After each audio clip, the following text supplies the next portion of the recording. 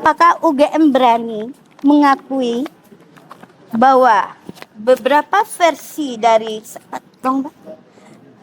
dari salinan legalis ini, UGM berani mengakui bahwa ini adalah sesuatu yang pernah dilegalisir oleh UGM, karena ini sangat tidak layak, abal-abal untuk diterima sebagai salinan legalisir yang akan digunakan untuk jabatan publik.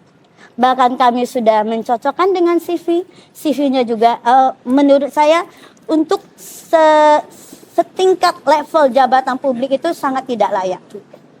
Ya, ini aja kami pertanyakan, dan itu adalah dokumen terbuka, ya. Beranikah UGM mengakui ini sebagai salinan yang pernah legalisir?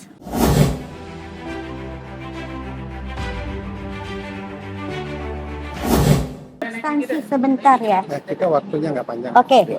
Pertama, ya, saya ingin menyatakan dengan clear bahwa putusan KIP untuk sengketa nomor 055/10 KIP tahun 2025 itu sudah ingkrah tanggal 13 April 2026.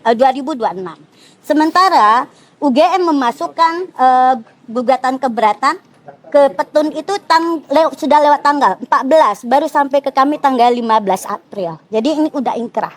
Lalu saya sebagai akademisi hanya menghimbau untuk UGM, untuk rektorat yang bertanggung jawab sebagai institusi pendidikan, sebagai akademisi, di mana UGM tempat mengabdi dan lahirnya akademisi, kaum cerdik pandai yang mengedepankan integritas, penjaga moral dan etika, ini sangat luhur, ya, tempat lahirnya pemimpin bangsa dan mungkin banyak lagi calon pemimpin bangsa ke depan.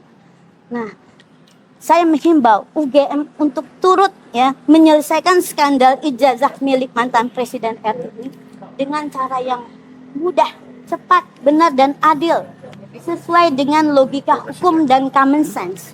Logika hukumnya apa? Putusan KIP, ya, karena kami sudah membawa ke KIP. Putusan KIP menyatakan semua dokumen, ya, baik salinan ijazah maupun bukti-bukti pendukung, ya, itu sudah dinyatakan terbuka sebagian yang tidak tertutup itu hanya menyangkut nilai. Dan ini sesuai dengan pasal 18 ayat 2 huruf B Undang-Undang Keterbukaan Informasi Publik dalam Undang-Undang Nomor 14 2008, ya. Jadi bahwa pengungkapan berkaitan dengan posisi seorang dalam jabatan publik itu tidak termasuk dalam yang dilindungi dalam UU PDP, Undang-Undang Informasi yang dikecualikan. Lalu satu lagi nih yang penting, ya. Kami itu meminta 10 dokumen SOP, ya. Lalu ada 2 jenis dokumen yang berhubungan dengan permintaan legalisasi dan permohonan verifikasi dari pihak internal, dari eksternal terkait dengan pengajuan untuk ijazah tersebut untuk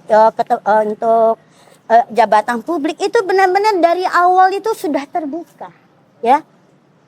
Terbuka itu, dokumen terbuka. Lalu bahkan dalam dokumen akademik, ya, seperti laporan KKN, skripsi, buku wisuda, itu juga informasi yang terbuka. Lalu yang lain-lain yang berhubungan dengan nilai, ya, itu sudah dinyatakan oleh hakim, hanya yang ditutup itu adalah hanya bagian nilainya saja. Jadi dokumen tetap terbuka. Dan untuk salinan legalisir, salinan ijazah, kami tuh cuma ingin mencocokkan apa yang sudah kami terima dari KPU. Apakah sama hasilnya dengan UGM? Dan yang sangat penting adalah kami tunjukkan, apakah UGM berani mengakui bahwa beberapa versi dari salinan legalis ini, UGM berani mengakui bahwa ini adalah sesuatu yang pernah dilegalisir oleh UGM, karena ini sangat tidak layak, abal-abal untuk diterima sebagai salinan legalisir yang akan digunakan untuk jabatan publik. Bahkan kami sudah mencocokkan dengan CV-nya juga menurut saya untuk setingkat level jabatan publik itu sangat tidak layak. Ya, ini aja kami pertanyakan, dan itu adalah dokumen terbuka, ya. Beranikah UGM mengakui ini sebagai salinan yang pernah mereka legalisir? Itu saja. Terima kasih.